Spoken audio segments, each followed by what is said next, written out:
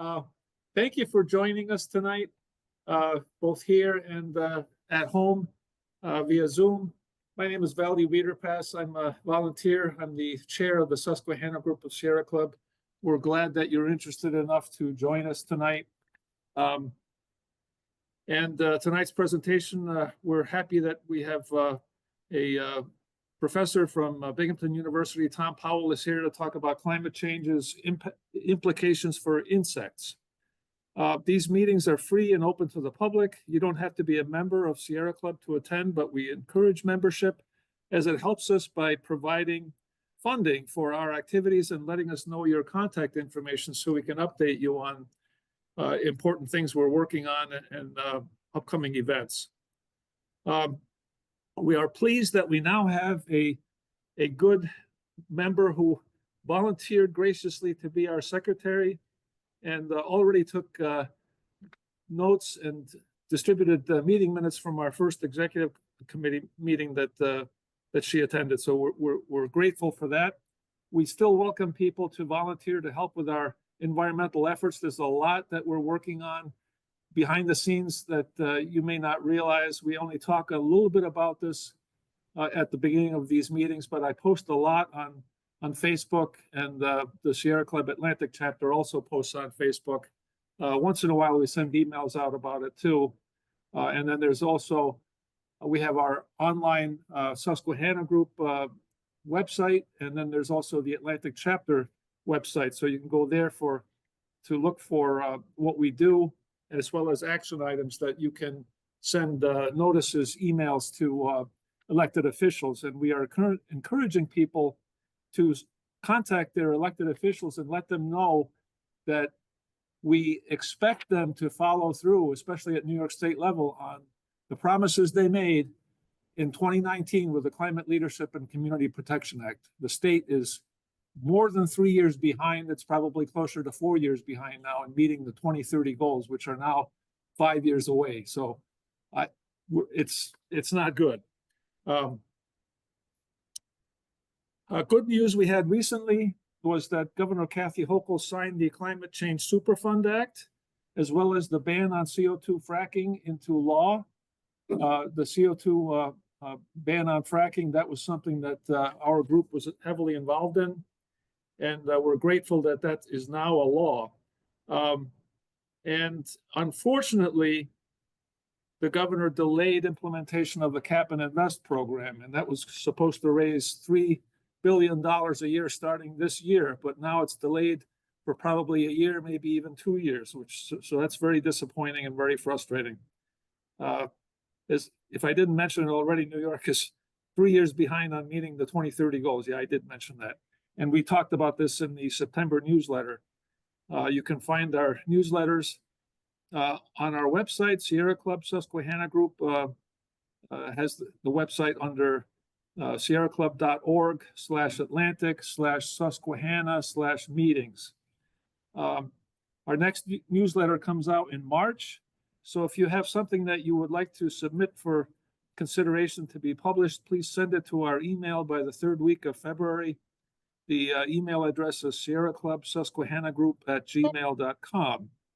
Okay, and also, as I mentioned, if you can contact your New York State government to tell them that you want urgent action on climate change with a speedy transition to an electrified economy based on renewable energy, that would be appreciated. And we don't want nuclear power. I've spent a lot of time researching that. There's other groups involved in that too. It's too slow, too expensive, too toxic, too risky. And you can't trust the industry. It's always behind schedule and over budget. Okay, so thank you for putting up with those announcements.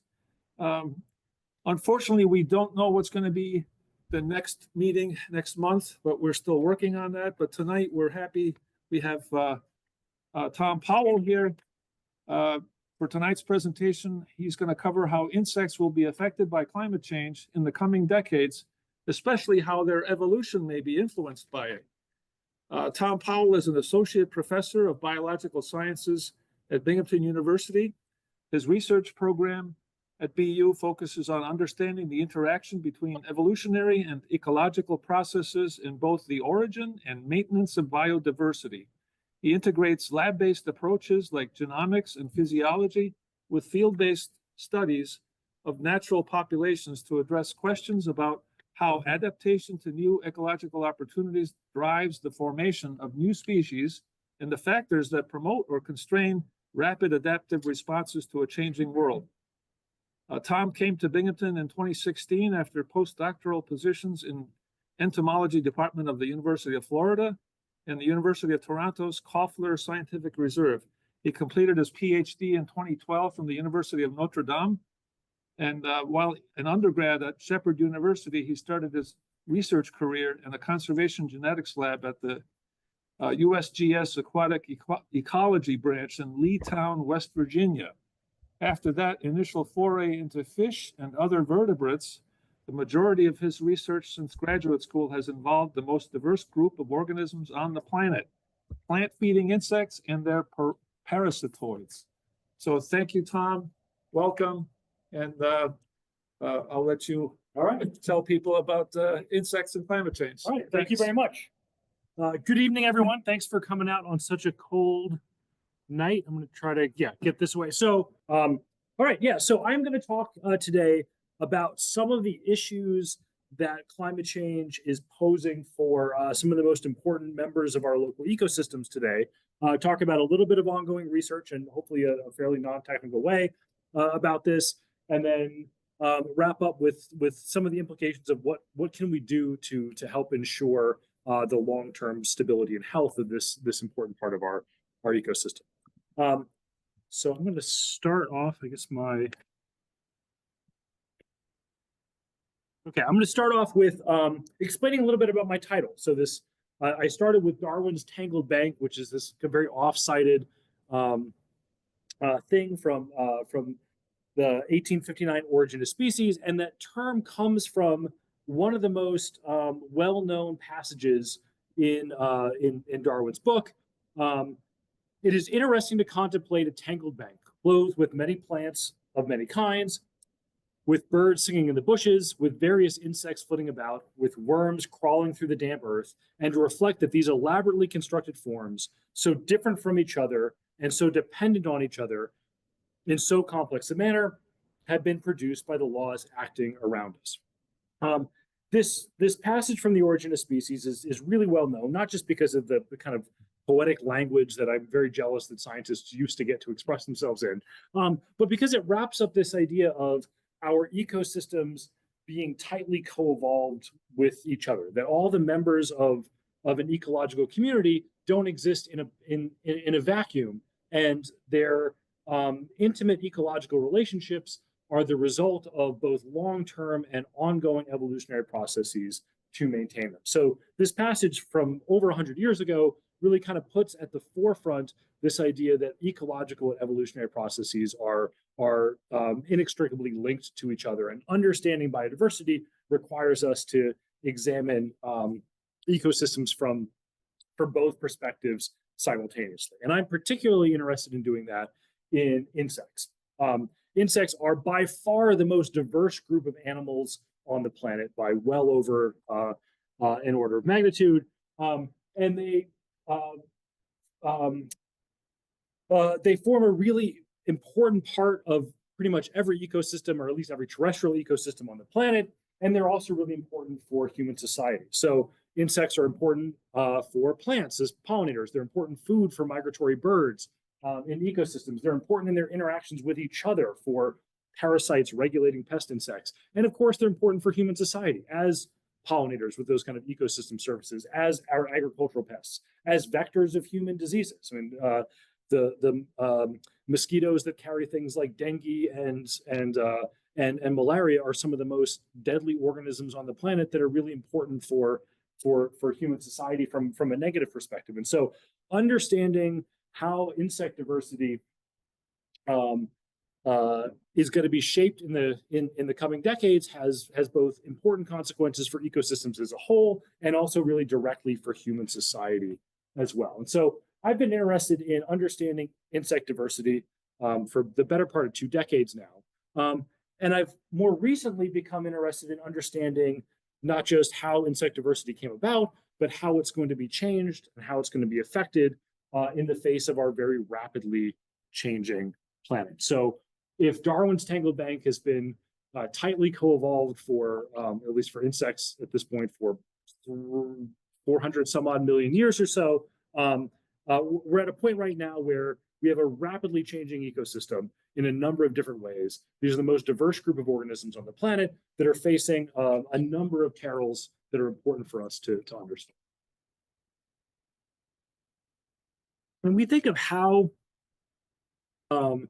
climate change is affecting ecosystems in general, and insects in particular, it's easiest for us often to think about just increased temperatures by themselves, right? It's just intuitive to think, oh, the world is warming, increased temperatures are going to stress out organisms in some way. Like we could all think of the kind of classic example of increased temperatures in the Arctic, decreasing sea ice, and that being bad for polar bears. That makes intuitive sense to us. And those cases are absolutely real. However, for a lot of groups of organisms, those increasing summer temperatures aren't really the biggest stress. If we think about insects around here on an extremely cold day today, did you need to worry about mosquitoes on your way to the library today? No, because they're not very happy in the cold. And those warmer summer temperatures might be better for a lot of insect populations, whether they're pest insects or those beneficial insects by themselves. Insects are cold-blooded animals. They're ectotherms. Their metabolic rates are going to increase with temperature. They might develop faster, grow quicker, have more babies under warmer conditions. So it's not the heat stress itself. It's often these more complicated effects of climate change more broadly that are going to be problematic, not just for insects, but for a lot of other organisms in these temperate environments. And shifting seasonality is probably the biggest aspect of that. So not just warmer temperatures in the summer, but shorter winters, more volatility between the seasons, changes in snowpack, which have often contradictory implications for it. Might get a little bit warmer, so you've got less snow. So then the ground is actually colder because the snow insulates it. So there's all these complex ways that our climate shifting underneath our ecosystems. And insects are going to be some of the organisms in this type of environment that are in a most precarious position with this. And so seasonality, rather than those absolute temperatures, is often going to be the most important issue that these organisms are facing. Seasonality is a really critical axis of adaptation in temperate environments like this.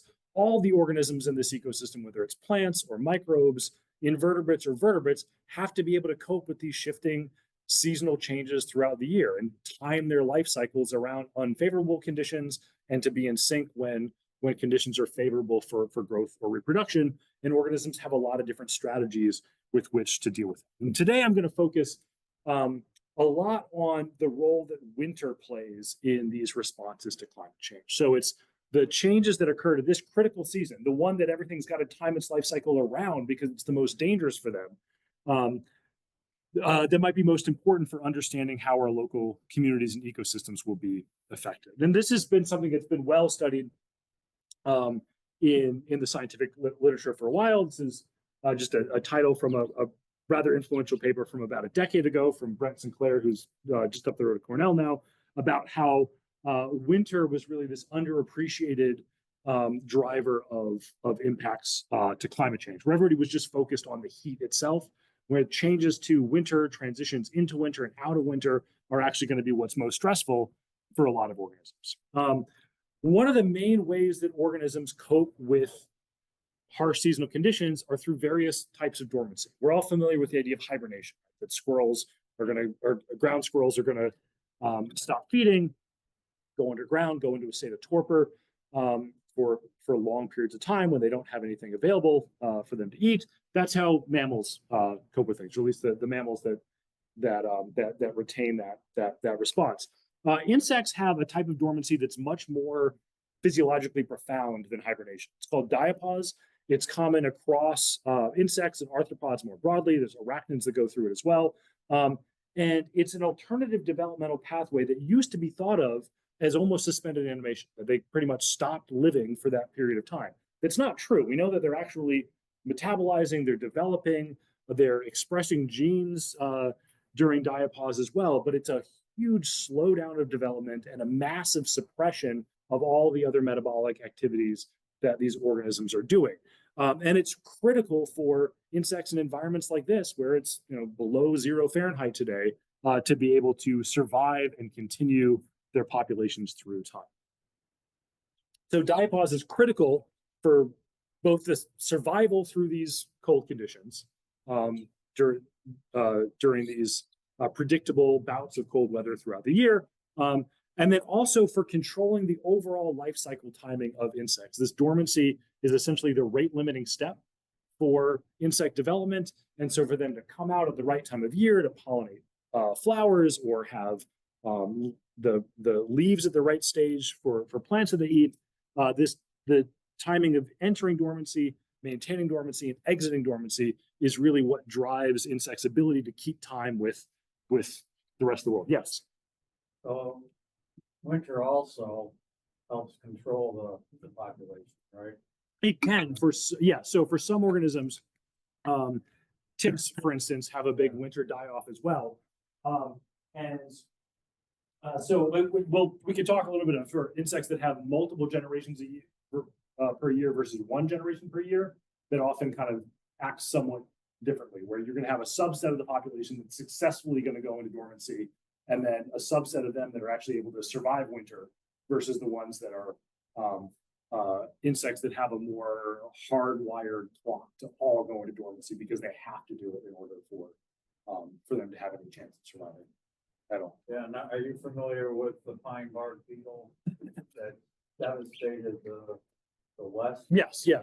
The mountain pine beetle. Yeah, so those kind of outbreaks of mismatches in both cold tolerance and dormancy with seasonality, and adding extra generations as things either move into different habitats or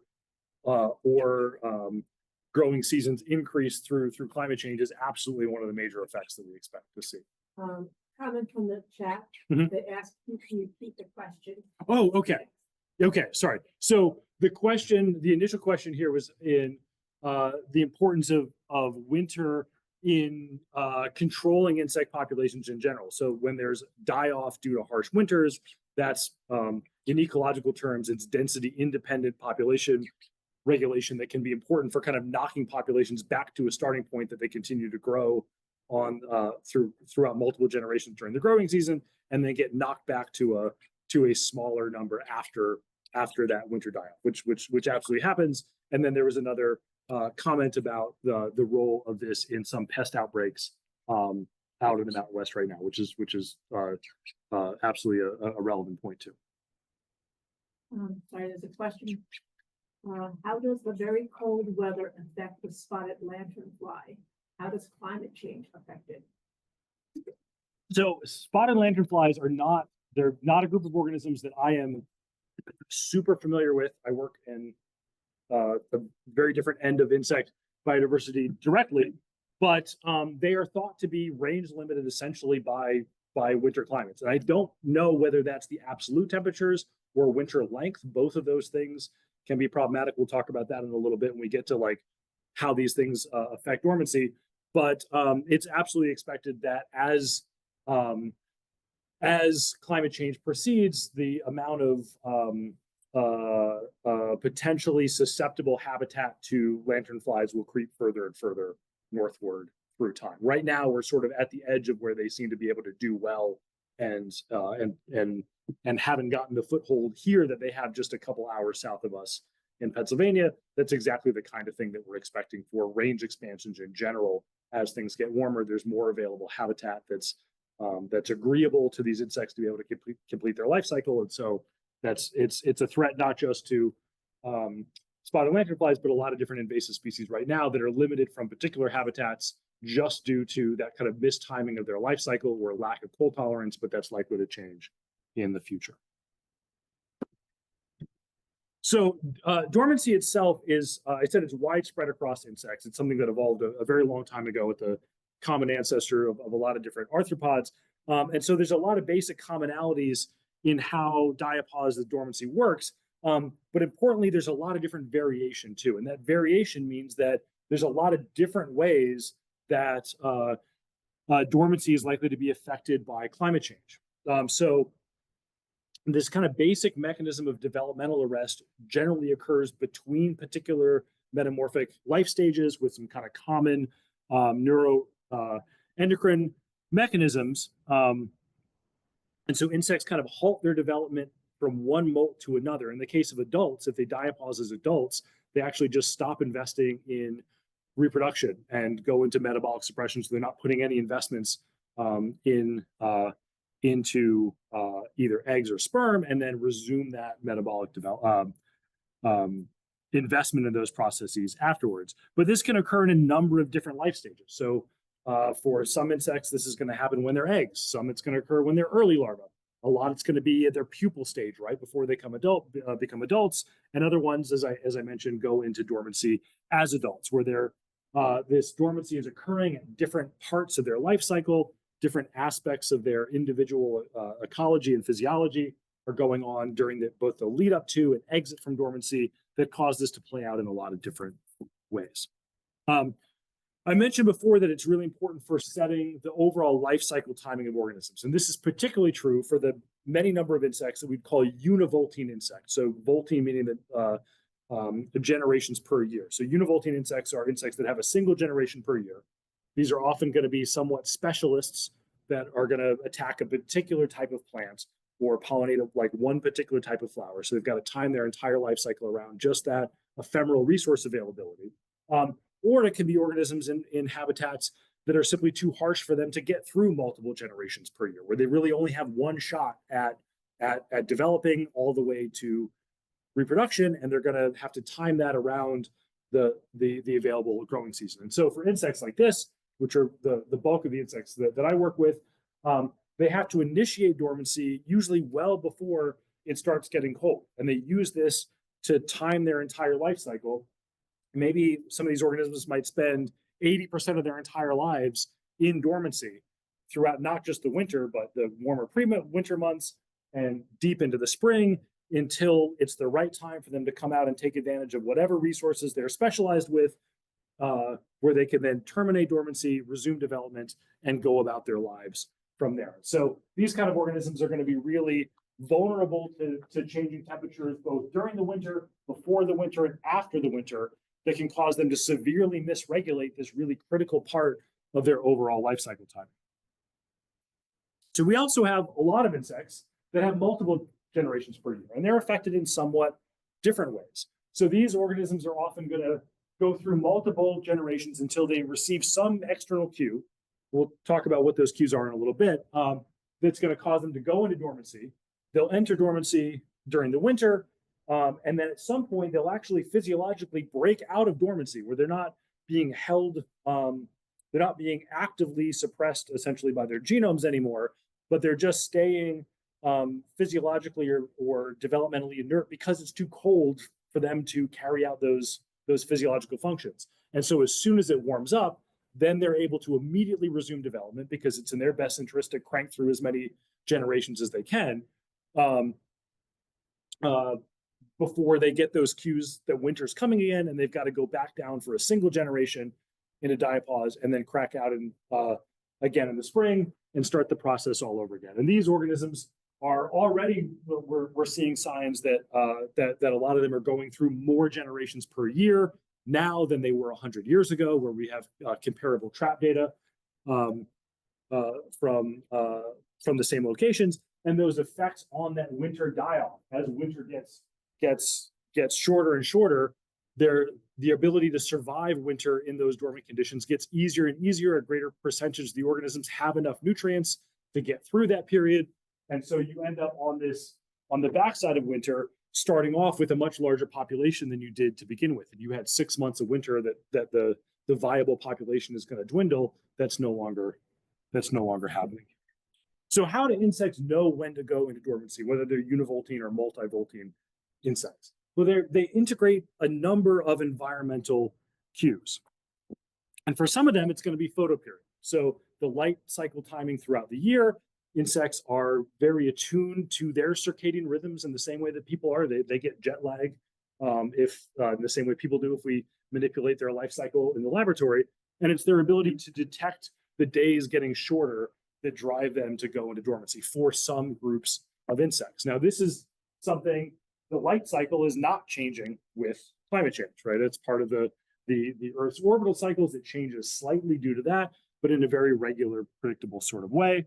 But they often integrate those initial light cycle cues with temperature cues. There's a lot of insects that need to sense a short day and then have it stay cool in order for them to start diapause and then maintain diapause enough to get through the winter. And so we can have a integration essentially of these cues. If they're sensing a short day, but it stays warmer longer, they end up sort of metabolically discombobulated and then fail to go into dormancy properly due to a failed integration of those cues that they've otherwise been evolving with for tens of thousands of years. There's other insects that actually get their cues from other organisms that they interact with.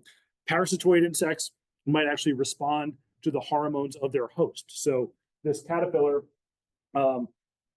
is also experiencing the light cycle and temperature of its environment. Its endocrine system is responding accordingly, and these parasitic wasps that have laid their eggs on that caterpillar might be getting their cues for whether or not they should go into dormancy or not based on the physiological state of that insect that they're attacking.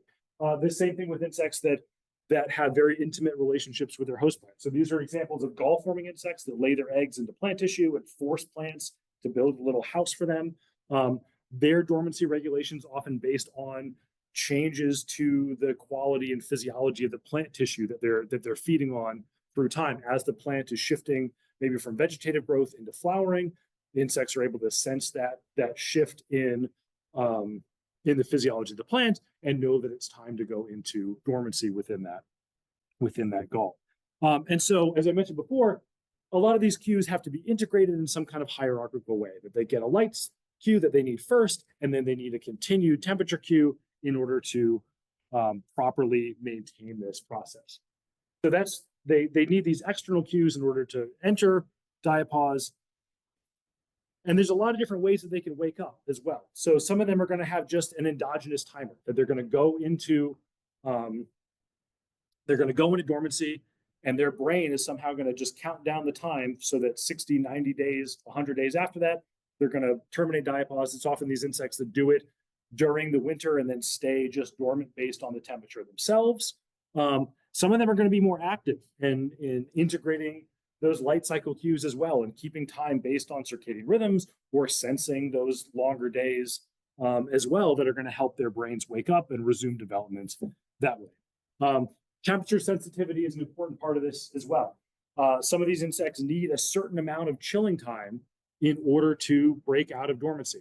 This is similar to what a lot of plants go through with seed dormancy as well. You might have to chill a seed for a certain amount of time to get it to germinate in the spring. Insects in dormancy are often susceptible to similar cues as well. Sometimes they're just simply sensing that post-winter warmth. So sometimes it needs to be cold long enough to wake them up. Sometimes they just need that bout of warm weather for a long enough period of time for them to wake up.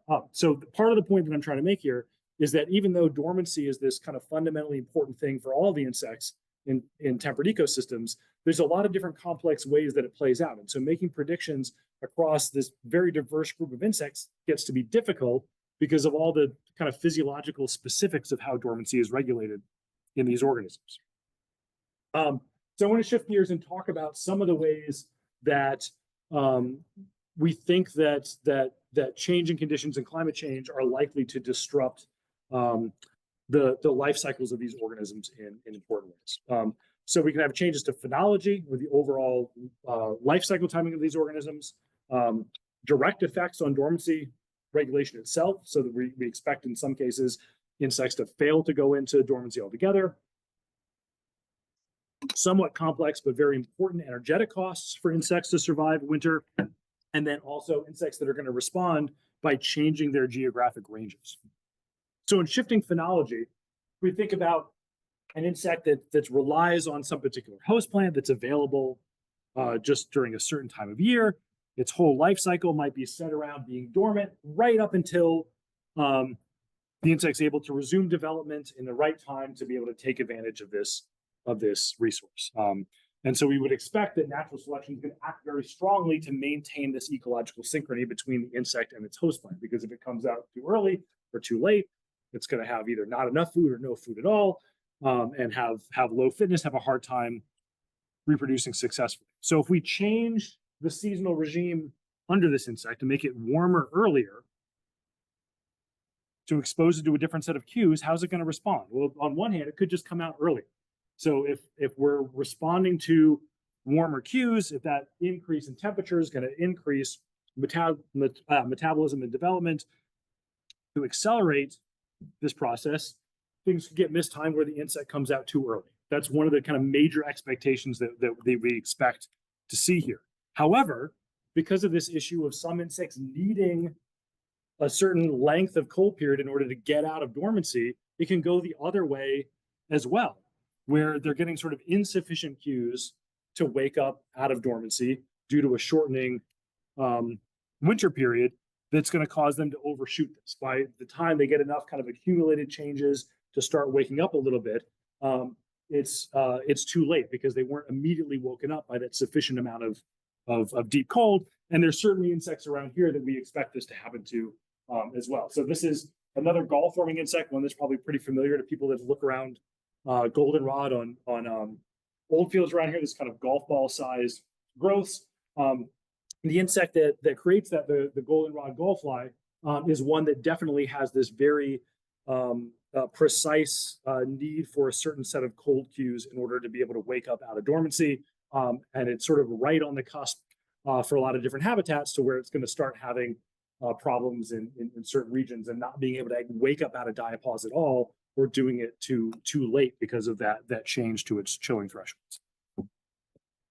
So for this misregulation of diapause itself, where not just things are coming out at the wrong time, too early or too late, but could fail to go into development overall. So in the shorter winter, we're not just changing the amount of cold that they're responding to, but they're going to have to maintain diapause perhaps under warmer conditions in the fall, which could prevent them from initiating diapause altogether, where they're going to try to keep on developing. They're going to have that follow-up generation at a time where maybe there's no resources left for them in the environment. It's too warm for them to go into dormancy, but yet it's still the end of the growing season. And so they're going to be out of luck.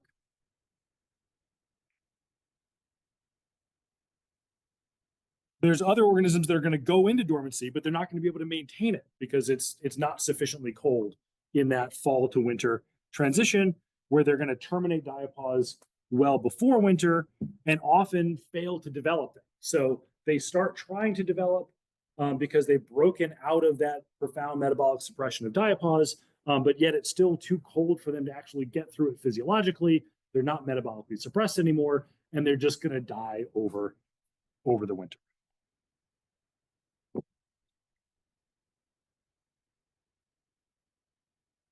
And then again, we could have organisms that are able to maintain diapause, but don't get a sufficient chilling cue over the winter so that they're unable to terminate diapause and just stay sort of in physiological limbo, where they're just going to maintain diapause because they're not able to wake up out of it, and then eventually just dwindle as their nutrient stores decline slowly through time, and perish that way, and are unable to eclose as adults or whatever life stage they wake up out of diapause from to resume development later on. So we also have important metabolic vulnerabilities here. So if insects are coping with the winter via dormancy, that means that they're not feeding during that time. And so some of these organisms are having to spend huge amounts of their life cycle without taking anything in. So for like those univoltine insects that might spend 85% of their lives in dormancy, all the food that they have going into that is what they get as a larva. And then they've got nothing for 9-10 months of the year, perhaps. And so their ability to make those nutrients last through that time turns out to be a really important vulnerability to changing conditions for these kind of organisms. So we're used to thinking about, in terms of mammalian hibernation, things like bears having to fatten up over the winter. Insects really have to do the same thing. And so changes to their dormancy regimes based on warmer conditions or shorter winters or more volatile seasonal transitions in general can make them very susceptible to running out of nutrients before they have a chance to complete their life cycle. So if we imagine here the metabolic rate of these organisms on the top graph,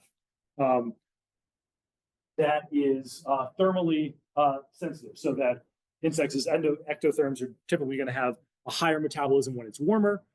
Diapause actually acts to actively suppress their metabolism, so hopefully it's not as thermally sensitive when they're in diapause. That's not always the case.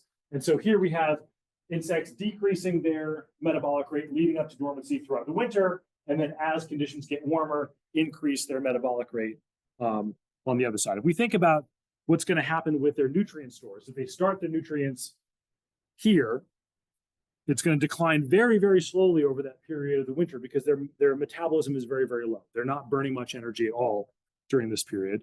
And then once they resume development, they've got enough left over. This dotted line on the bottom is sort of the empty line where they don't have enough left in their system to be able to keep developing. And so this insect would be able to get through to this point where it's able to complete development with the little bit of nutrients it has left after that long winter period. And if we increase the temperatures here so that metabolic increase starts earlier in the spring, that really shallow period of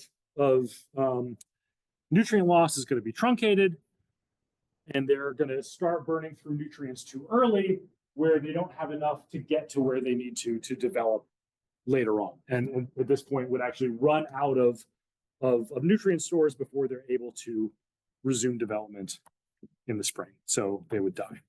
And so it's not just not just kind of broad scale changes in shorter winters in general here, but one of the kind of key predictions of climate change for this sort of region of increased volatility between the seasons themselves is likely to pose a pretty big risk here. So if we have increased warm bouts earlier in the winter, like let's say, as cold as it is this week, we've all had January days recently in the 60s as well. T-shirt weather in January and February in upstate New York. Some people seem to enjoy it, but to people that are concerned about our local organisms, it's pretty scary when that sort of stuff happens because we can get these spikes in metabolic demand during those warmer temperatures that can easily cause insects to completely run out of their nutrient stores well before they have a chance to continue developing in the spring and potentially causing population crashes. Yes. You're saying that even a short warming period, let's say, brings up to 2 days, is that enough to throw them out of their routine? Yeah, so the question is whether a short warming period for a couple of days is enough to throw them out of their routine. And the answer is it's not going to be very satisfactory, but it really depends. It depends on, so some insects that can be enough to really wake them up and get them to start developing to terminate diapause, or whether they have terminated diapause already and they're just being held in check by those cold temperatures. They start developing a little bit for a couple of days, get a little ways into it, burn through a lot of resources, and then they have to go back and maintain that long period of time in the cold after they've already burned through half the tank that way. It can definitely be a problem. It's definitely not, one for any one species of insect or even population of a specific species. It's hard to say like what the threshold is where, a few warm days here and there is going to be a problem, but it can definitely be physiologically challenging for them in general.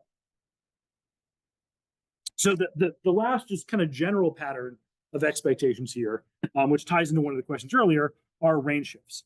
So that we expect both whole species to be changing their ranges based on changing climatic conditions, and then also shifting the geographic distribution of their genes. So if we think of insects being perhaps really locally adaptive, we've got a species of insect like those goldenrod gallflies that I mentioned before, range from Florida all the way up to Quebec. They're very closely adapted to the big changes in conditions that they see from, if you think like the USDA hardiness zone map, which I have up here, of those changes in winter conditions and things like that, in some cases, it's going to be insects changing their whole range of their entire population, the entire species. And sometimes it's just going to be shifts in the locally adapted genes that allow them to cope with particular conditions in one region versus another. And so we expect this to be shifts in whole species, and then also changes in the way that species are locally adapted. So we could have gradients across space and plant dormancy, and maybe herbivorous insect dormancy across space, and the parasitoid, the other part of that ecosystem that's maybe keeping herbivores in check. In some parts of this are able, or were previously limited from moving into those colder climates because they don't have the capacity to tolerate the cold or to time their life cycle properly. But as those conditions change, we end up with a shift in one of the species here that's going to lead to novel interactions in this part of the range. So we had all three of these organisms that were interacting with each other through part of their range, and now we have whole new populations where these herbivores haven't seen these parasitoids before in this part of the range, which is going to feed back and affect the herbivores' interaction with the plants that they feed on, and lead to a shakeup of ecosystem interactions in general that are often very difficult to predict. So do we have general predictions for insects? I'm going to already mentioned here that we really don't, because it's so system specific and so complicated.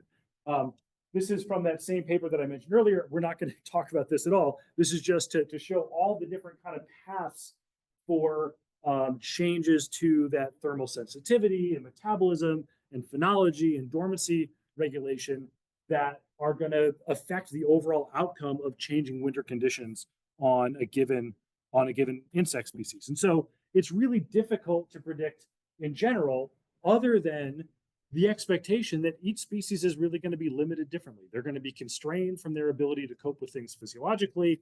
The way that these ecological responses are going to occur are likely going to be very system specific. And so if we imagine an ecosystem with a few different communities here of plants, the herbivores that are specialized on those plants, the parasitic communities that are specialized on top of them, and we change our temperature regime under them, how are they going to respond?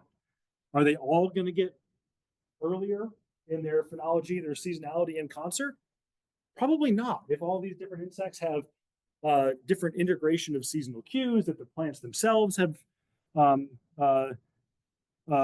different features controlling their mechanisms of dormancy and coping with these conditions, we would expect something like this, where we're going to have different strengths and responses to these conditions from different members of the community that are going to cause difficult to predict community interactions. And so I wanted to kind of briefly, hopefully very briefly, just touch on some of the ongoing research that my lab does that's examining this in an insect called the apple maggot-fly, which happens to be a really good model system for understanding these kind of rapid responses to changing conditions.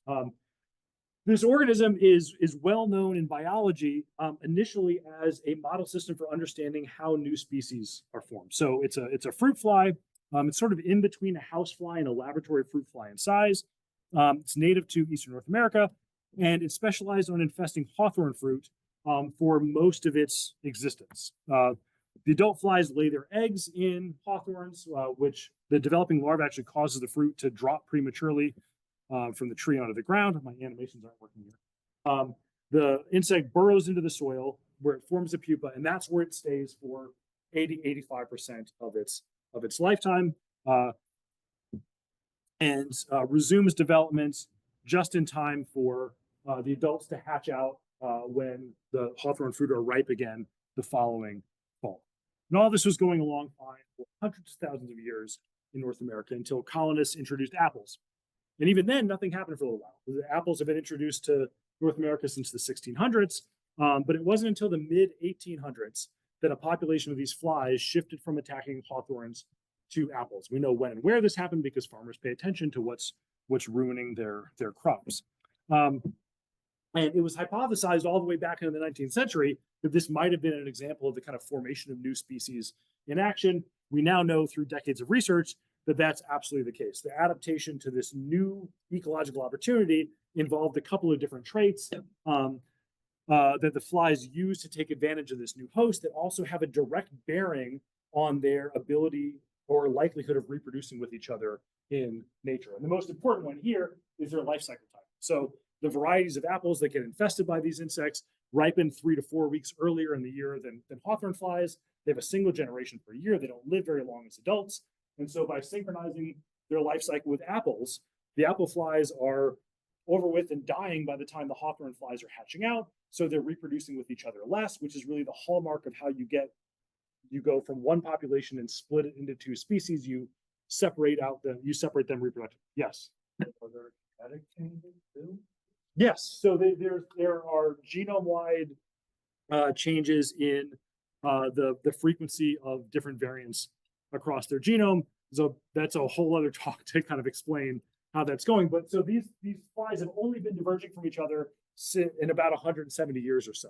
So they're on their way to becoming separate species, but they're not there completely yet. They breed with each other. This M in biology is migration. They hybridize about 4% in nature. So it's a substantial reduction in their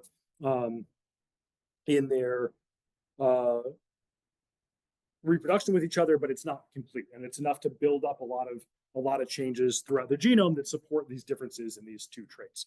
And so I started studying this system as a graduate student from the perspective of the genetics of how new species form. However, this really rapid change in their life cycle timing. So just in the past 170 years, a population of these flies having to have its entire life cycle accelerated by 30 days or so is really analogous to what we're expecting populations to have to do in order to keep pace with a changing climate. So if we think of the life cycle of the hawthorn flies in this kind of circular fashion across the years like this, being able to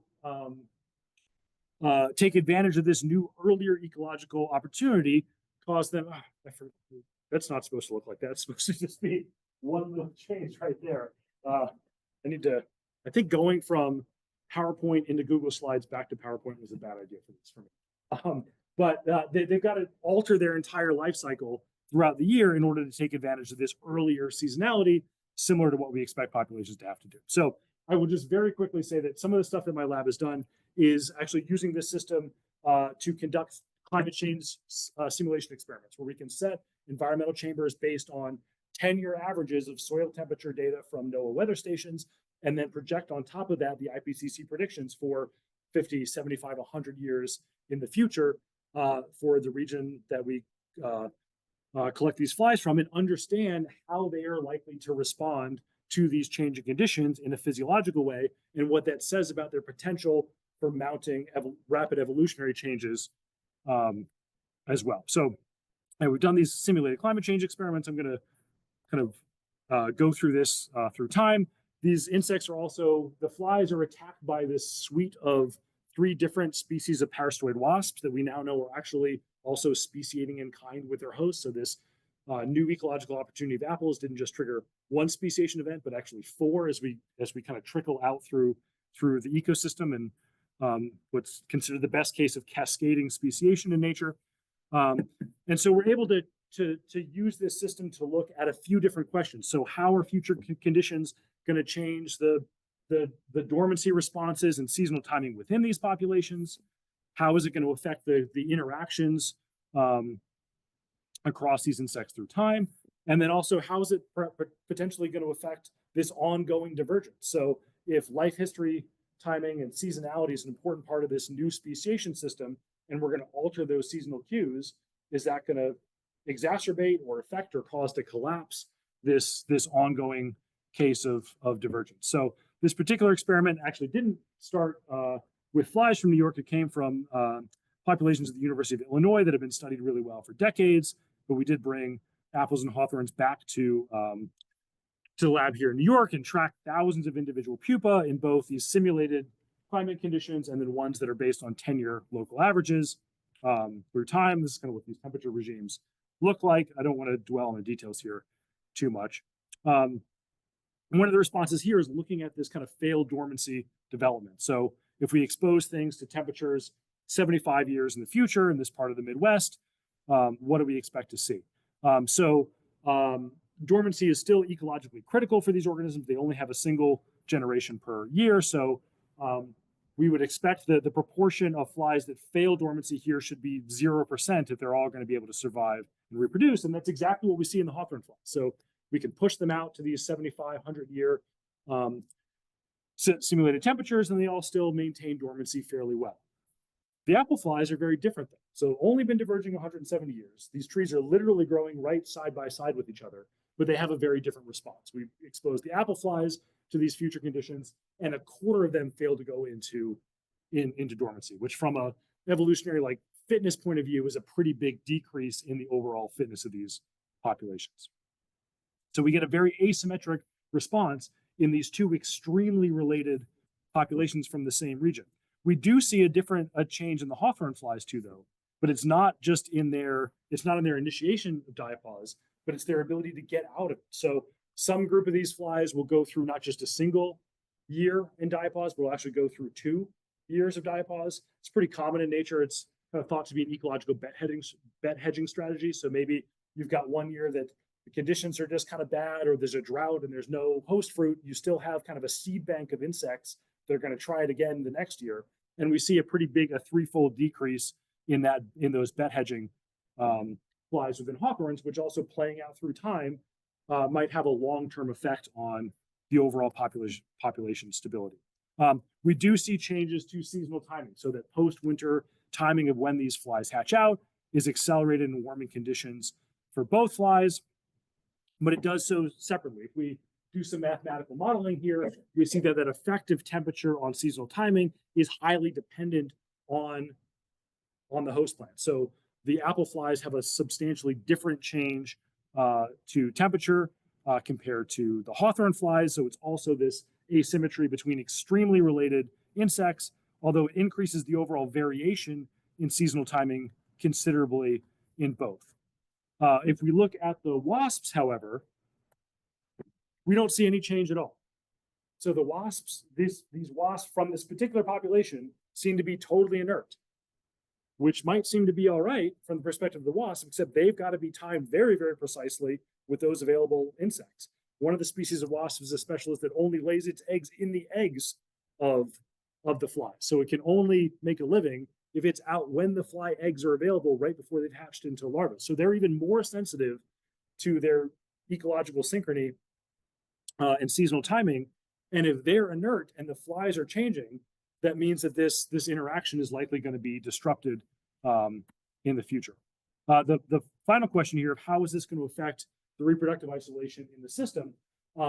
It actually affects it pretty substantially as well. So these curves are essentially showing the difference between apple and hawthorn fly seasonal timing in the control conditions and the warming conditions. And the fact that these are closer together here is indicative of their reproductive cycles being much closer together as well. And so we expect there to be about a 25% reduction in reproductive isolation, again, with the kind of mathematical modeling we can do on these biological systems of thinking about the tension between hybridization and gene flow and the natural selection pulling these populations apart. This is likely more than enough to cause a complete collapse of this ongoing speciation system through time, unless some other evolutionary forces come into play to further separate these populations. And so basically across these questions, we see differences in changes to diapause initiation for this multi-year bet hedging, phenology, the synchrony of the entire system, and perhaps major alterations to this classic ongoing evolutionary system as well. So even in this one group of organisms, we're seeing not just a single effect of climate change, but a really multifaceted and complex one as well. So I'm going to skip ahead because it's running late here to thinking about what this means longer term. So even for really closely related organisms, the specifics of the way climate change is going to be very difficult to understand without really testing things directly or having a lot of ecophysiological understanding of how these organisms interact with their environments. the importance of these experimental approaches can allow us to reveal these differences, but that's really just not feasible across the hundreds of thousands of species of insects that exist in nature, or even the few thousand that might exist in Broome County. So I mentioned before that I'm really interested from understanding the capacity for kind of rapid evolutionary responses. And so we can ask whether or not we expect these populations, communities to be able to keep pace with the changing world. Are evolutionary processes going to help right the ship and allow them to flourish after some amount of kind of discombobulation and asynchrony here? And populations have been keeping pace with a changing world for a long time. This part of New York has been very, very much colder than it is today, and much warmer than it is today, cyclically through long periods of time here. And while we certainly have had some extinctions of megafauna, insect populations have done pretty well through this amount of time. So maybe we don't need to worry about this. However, the conditions are pretty different then. So the limits to populations' abilities to rapidly evolve in response to environmental change come down to a couple different things. So there's constraints on the kind of physiology and genetic basis of the traits themselves. That's a little bit technical, and also kind of a bit of what I've talked about here, the kind of system-specific complexity and different dynamics and how dormancy traits play out through time are going to have some constraints on particular populations' ability to respond to these changing conditions. But perhaps the most important one, and the one that we can actually think about doing something about really, is the availability of genetic variation. So this is the major limiting factor for the rate at which evolution can proceed. The rate of evolution by natural selection is proportional to genetic variation for fitness. This is referred to as Fisher's fundamental theorem in evolutionary biology. It's something we've known for a long period of time, that if evolution is acting on large amounts of standing genetic variation in a large population, it can proceed very rapidly. The timescale of evolution, we often think of it as being millions of years, but it's a process that occurs within or across generations, rather. So it occurs at the timescale of generations and can do so very rapidly if there's variation on which evolution can act. And so if our populations and communities are going to have a fighting chance to keep pace with the changing world and adapt to these new conditions, they need to have the genetic variation already in those populations in order to do that. We can't wait around for new mutations to arise. Building this variation up is a really slow process, but once the variation is there, natural selection is actually very good at shaping it and allowing populations to rapidly respond, similar to that new species of flies forming in just the past 150 years or so. Losing the variation, however, can happen really rapidly. And that's where we're sort of at an intersection between all the other things going on with insects and the future threats of climate change. So the factors that promote standing genetic variation long-term are large population sizes and connectivity with heterogeneous populations. So you have local adaptation to those conditions in Florida, in Georgia, in the Carolinas, up through West Virginia and Pennsylvania and New York. If you have large insect populations that are all connected through gene flow across that amount of space, there's a lot of different genetic variation that they can draw from if the New York populations have to evolve rapidly. Do either one of these factors, though, reflect the current state of our ecosystems in Eastern North America? Large connected populations in natural systems, they absolutely don't. And they certainly don't for insects, which are on the decline throughout the world for a number of reasons, not just climate change.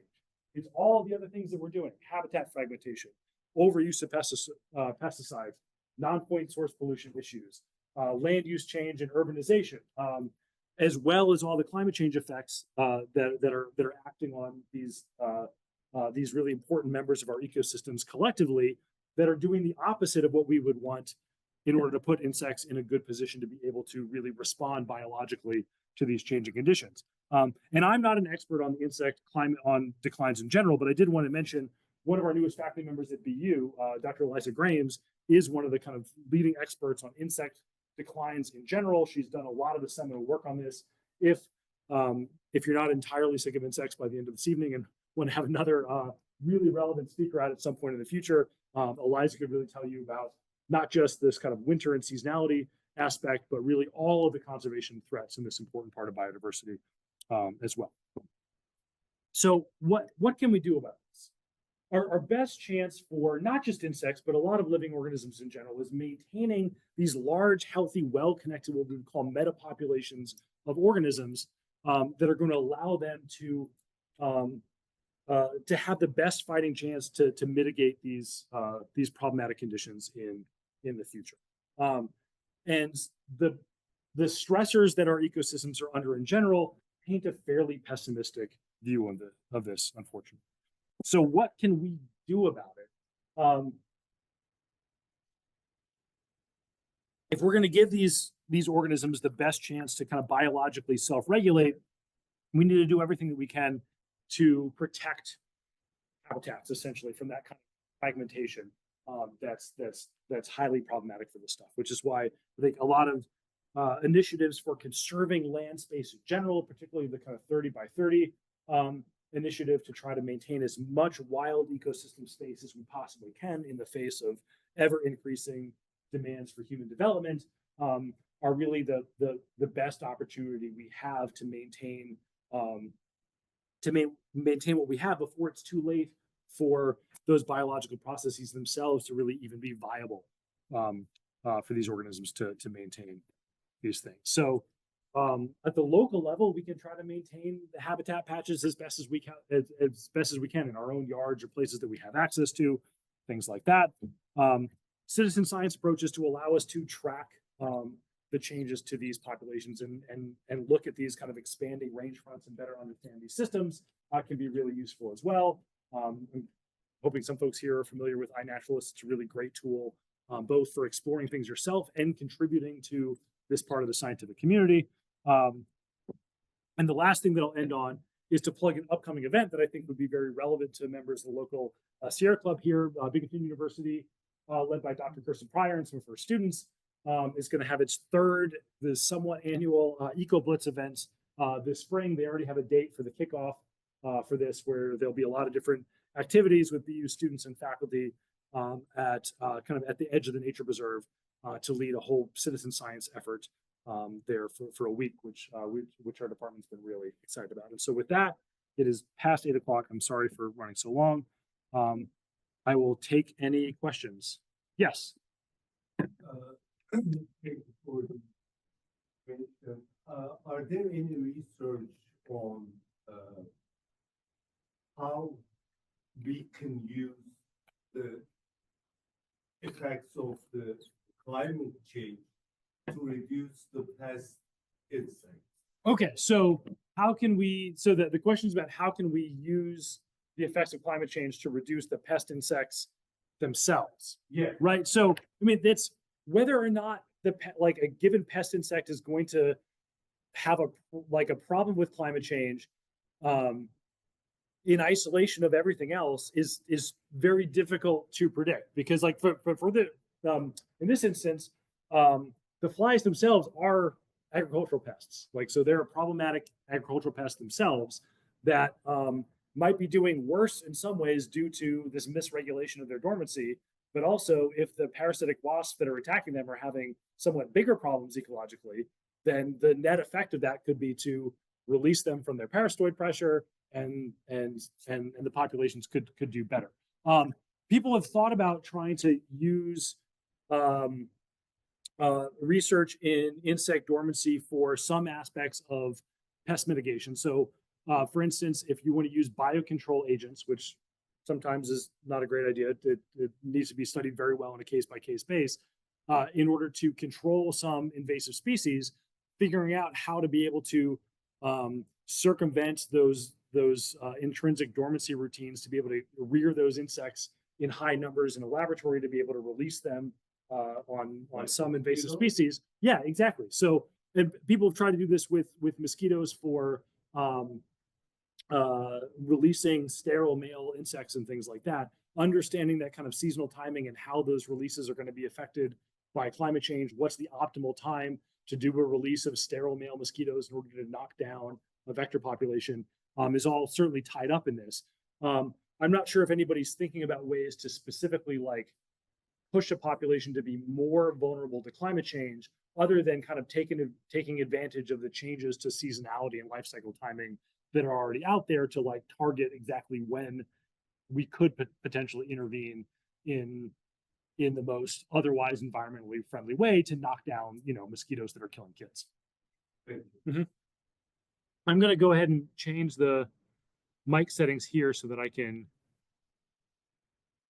hear folks on the Zoom chat directly. If anybody's got any questions here, I don't know if you can see the chat, if anything's come up there. They asked if anyone had Okay. questions. Yeah. All right. I got a question. How about, this is adding another layer of complexity here. You were talking about insects feeding on other insects, but then you've got the huge world of birds. Oh, that many absolutely. of them feed on insects Mhm. at different stages of their lives. Yeah. Too. Some go after their larvae, some go after, the adults. Some specialize in going after stuff that's in trees that are decaying, and Mhm. and then some of these birds have to switch what they're feeding on too, depending on the seasons. I guess what I'm trying to get at is, with all of this complexity, and we're running this massive experiment with climate change Mhm. that's accelerating in a way that hasn't been seen probably in hundreds of thousands, if not millions of years, in terms of the speed that it's happening. Mhm. Do you see a key species or group of species that interact or that are super vulnerable, number one, and number two, if there's more than some that come to mind, are there some that are really critical to human survival that are maybe tied into agriculture, Mhm. that we really have to be worried about, that's coming up in terms of an increasing risk? Okay, so that's yeah. So that's a really great question. First, starting with understanding the context of insects within the broader ecosystem, and the example of birds is a really important one, where insects are, for a lot of insectivorous birds, a lot of the kind of perching birds that we enjoy in our backyards or elsewhere. Insects are major food sources for them. And then the kind of follow part of the question of thinking, are there particular groups or maybe particular interactions that are so sensitive to this that they might be sort of a canary in a coal mine situation, or really present major issues directly for human society in the long run? And the answer to this is that the question of insect seasonal timing and bird seasonal timing has been very well studied. And some of the best cases of tracking things long term and knowing that we're already getting at that state of discombobulation and asynchrony in timing comes from plant to insect to bird interactions. Been very well studied in Europe for like large bud moths, I think, that are the insects themselves feed on the very earliest kind of bud burst of the tree, and so that timing is changing relative to the timing of insects, relative to the arrival of migratory birds to the region, where those sort of interactions are definitely in disarray right now and not expecting to get better. Insects have the capacity maybe to keep pace evolutionarily, because remember that evolution takes place on the time scale of generations. That's pretty quick for insects. They've got large populations, a lot of genetic variation there. Birds have much slower generation times, much smaller populations in general.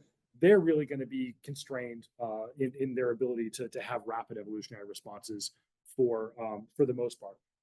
In general, the more tightly specialized interactions in nature are going to be the ones that are most susceptible really to any sort of major extrinsic pressure from human populations, whether it's climate change or land use change. The more tightly specialized an interaction is, the more the less room for error essentially there is for other members of the ecosystem to be able to kind of keep up the slack, or for organisms to kind of pivot to other resources and things like that. So as far as general rules about which interactions are really under the most pressure, the more specialized ecological interactions are going to be the ones that have the least margin for error here. Also, just generally in ecosystems, as we go further and further up the kind of the food chain, things at the top are going to be also in the most precarious positions, because they always are. If we look across like the overall history of life and the massive changes that have occurred to Earth's climate through time, it's that very top of the ecosystem that tends to get knocked down, on like maybe a 20 million year cycle, and have to kind of build back up. And so in general, those are some kind of basic principles for this stuff. If we think about the types of interactions that we might really be concerned about as people, one, it's like that it is things that aren't on the decline, but examples like the mountain pine beetle, or spreading vector, disease vector insects into new habitats that we're actually going to have to start paying attention to. The U.S. federal government, through the DoD, well, maybe not now, but at least for a while, was starting to really take this stuff seriously with vector-borne diseases and climate change. One of the ones they were tracking is a thing called Chagas disease, which is transmitted by kissing bugs, which are little hemipteran insects that bite people. They defecate near the person's wound, and the disease gets into the wound when somebody scratches their face and rubs the insect feces into the wound. And Chagas disease is pretty bad. It causes pretty severe cardiovascular problems with people. It can certainly lead to death. That's something that we haven't had in the United States for a while, but it's creeping into southern Texas, and it's expanded. It's expected to expand northwards as well. So there's certainly real world implications on this. People are worried about native bees as a major thing a lot. So native pollinators tend to be much more specialized, much more vulnerable than European honeybees. But we know that European honeybees are vulnerable too. So we need all that diversity as a backup for when we have problems like colony collapse disorder and things like that, as a buffer in our ecosystems, whether it's agriculturally, whether it's pollination in our backyard gardens, or in the ecosystem in general. We want those pollinator networks to be as robust as possible. And so that's definitely one place where those more specialized native insects are likely to be in a fairly precarious position as well. Can you think of anything that might hit us like a sledgehammer that's getting close to happening? One thing I'm thinking of too is even diseases of plants that might spread, especially if it's related to crops, orchards, stuff that we really truly care about, and especially the staple crops. I mean, if there's something there that is close, rice, wheat, oats, barley, rye, all those types of things, corn. I mean, huge portion of the world's population relies on a huge amount of that stuff. That is absolutely correct. So the question is whether there are maybe particularly agricultural systems that are at tipping points here. And so I don't know if there's a single one that I like right off the bat that I think is on the cusp of exploding, but there's definitely the potential there in general, and the problems of how do people in our industrial agricultural systems, how are they going to handle it? When we have pest outbreaks, it's going to lead to greater amounts of pesticide usage, which are going to have all these other downstream effects on the ecosystems as well. So this kind of life cycle timing is really well studied in a lot of agricultural pests. One, because we can get a lot of them, and you can get money from agricultural agencies, whether it's in the U.S. or China, to look at things like European corn borer and various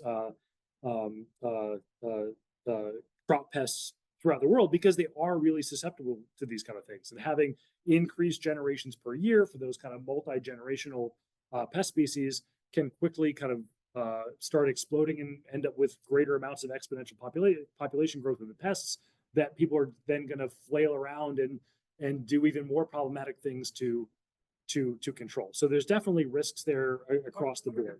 But we should pay attention. We should bear this in mind, because the risk is massive. Absolutely, yeah.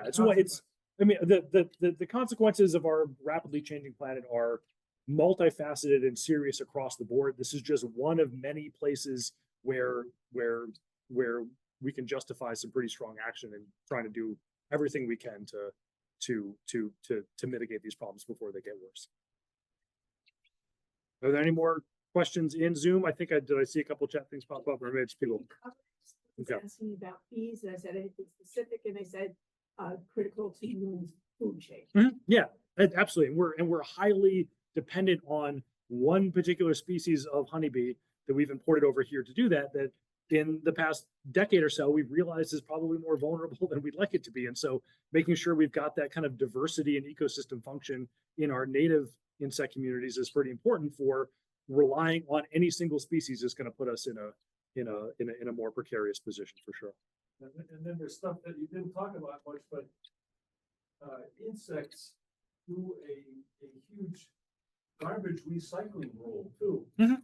So, and if that gets interrupted, you could have diseases spread that affect animals we care about, including us. Mhm. You know, if carcasses don't get decomposed quickly enough, things can happen that, you know, might not be nice. Yeah, so we often think about these like plant feeding insects and the kind of insects that spread human disease vector or plant disease vectors as being really important. But detritivores, insects that are doing that kind of recycling job, are incredibly foundational for a large number of ecosystems, whether it's around here or like in savanna habitats in Africa. Some of the most important players of those ecosystems are termites, that if they're not able to do their jobs, the overall nutrient cycle ecosystem functioning can be drastically altered by affecting, you know, otherwise fairly inconspicuous insects. There's soil generation too, breakdown of leaf matter that falls every fall, and there's all kinds of stuff. Oh yeah, that on top of There's with so many earthworms things and that- our invasive earthworms and everything else. Yeah. Our ecosystems are changing from multiple dimensions at once in an ever increasing way. That's pretty scary. Mhm. Yep, good. Yes. So the question was if this issue of genetic diversity is key for organisms, whether insects or otherwise, to be able to evolutionarily respond to anything. Whether there are efforts to think about manipulating that directly. I would say that in the case of these kind of insect systems, I'm not aware of direct interventions from that perspective, but it's something that conservation biologists think about a lot. The whole field of conservation genetics for organisms that are threatened or endangered is really about trying to not inject new genetic variation, but just make sure that we're preserving genetic variation as a direct objective of any conservation plan. So that this, well, yeah, exactly, seed banks, or if we're going to have captive breeding programs for something like Florida panthers, to make sure that we're maintaining as much genetic diversity as we can. So if a disease sweeps through that population, they've got enough variation there to maybe some of them are going to get through, that they're able to respond to those threats. We just had a talk at BU this weekend about exactly this in seed bank stuff. So for people that are going to come up with these long-term seed bank plans, like in the station on Svalbard and stuff like that, for kind of long-term survivability of plant diversity, how do we ensure that we're maximizing the genetic variation that's in those populations, so that they're not just, when people are waking those seeds up in the future, they're not just adapted to the populations that were around or the conditions when we collected them, but that they've got the genetic variation to be able to adapt rapidly to conditions in the future. Yes. Okay, so the question was about considering issues of monoculture in general, and the point that I brought up about our European honeybees themselves being a monoculture, and then that vulnerability, and whether or not our native pollinator communities even have the capacity to really pick up the slack as honeybees are on the decline. I can't give you a definitive answer on that, other than I know that a lot of pollination biologists are very concerned with just making sure that we are doing our best to preserve what little we have in local native pollinator communities. These issues of like dormancy in winter and things like that are actually being directly studied in the upper Midwest for native bees, for exactly that reason of thinking about how robust they're going to be to climate change for agricultural system purposes. USDA has put a good bit of money into native bee and bumblebee research and things like that. Whether or not we're able to really scale up, I think really probably depends on the degree of industrialization of our agricultural system, which is a bit of a whole whole other problem in general. And I would have to defer to a more well-versed like pollination biologist to give you a better answer of like whether we even have a chance or we're just all in on honeybees now and have to deal with the hand we dealt ourselves decades ago on that. Okay, there's a hand raised. Jim has a question. Hi, Jim. Yeah, I'm Jim Taft. I'm in the Susquehanna group. One of our projects is to maintain the pollinator garden at the confluence of the Shenango and Susquehanna rivers. And we're led by a master gardener, Sarah Hodder. I wondered if it would be useful to her or to you to have a little more communication. She has to decide, of course, which plants to put into the pollinator garden, and could maybe benefit by some suggestions from you. And I wondered if you thought that might be possible. So I would be happy to talk to her. As far as folks in the area with specific expertise on that, we probably have better people at BU to answer that question. John Titus, who's in the chat here, is a much better plant ecologist than I am, and we've got a lot of people that would be absolutely happy to do that sort of outreach. And so, if you want to put her in touch with me, I can have that conversation and also help put her in touch with people that can give her even better answers than I can about that. Of course, the whole point is to generate pollinators, and they're insects. Mm-hmm. Yeah. I have a second question. Yeah, sure. Now, I learned a lot of vocabulary from your talk. Thank you very much. Now, let's say there's a disruption in the annual cycle, and diapause is maybe interfered with.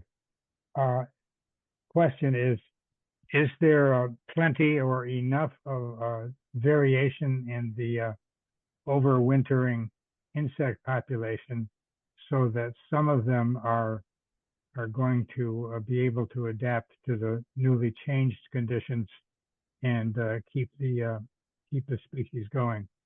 That's a great question, and in some cases, perhaps depending on how much variation there is. So what we see in that in the case of the apple flies there, where about a quarter of the population was showing that really problematic response of failing to go into dormancy as a whole, that means that 75% of the population is able to get through that. The degree to which that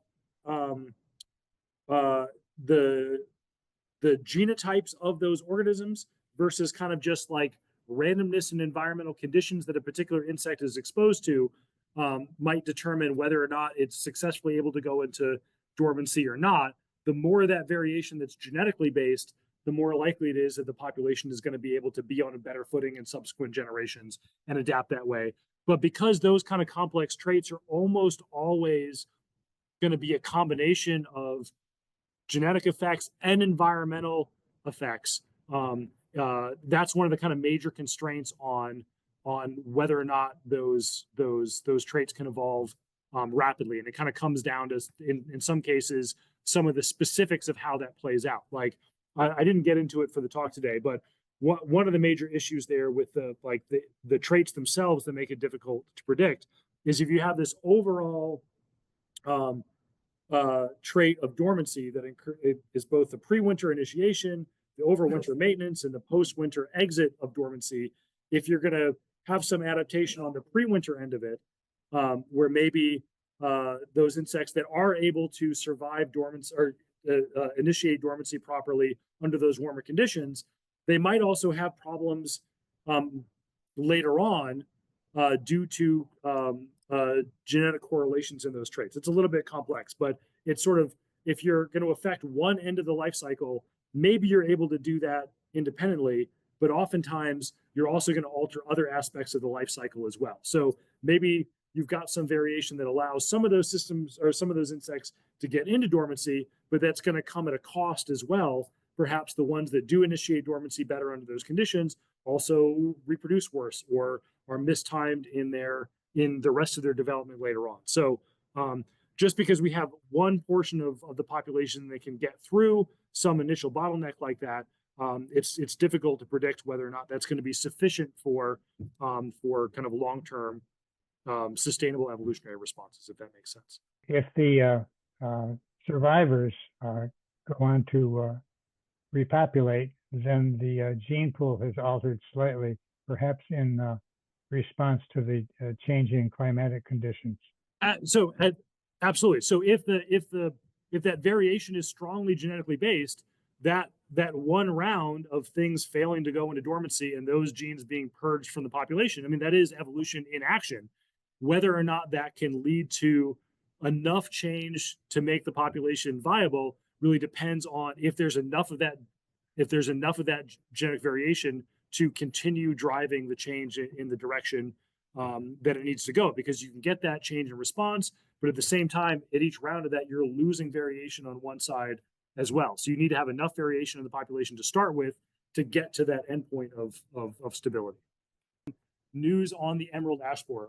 The news on that's pretty grim. I think the states north of us, where this kind of expanding range front of EAB are really bracing right now for expecting the ash borer to sweep through in the same way it did here a few years ago, where we still see along the road all that standing dead wood, where NYSEG was cutting things down all over the place. I had to drop a very expensive tree in my house after that happened, and that's just pushing northward. I think that there's also recent introduction in the West Coast to EAB, to native ashes there, that people are starting to brace for. Like, it was out away from the West Coast for a long time.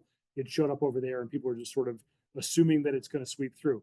A lot of people are paying attention to the little pockets of genetic diversity in ash trees, because there is genetic resistance to EABs out there. It's at a very low level, but it's there, and people are trying to take advantage of that in seed bank programs, and eventually for repopulating ash populations at some point in the future from those seed banks, based on trying to maximize that genetic diversity for those resistance genes. So maybe there's long-term hope that we'll eventually get some stuff back based on essentially the leftover genetic variation of all that's left is going to be what little bit of resistance there is.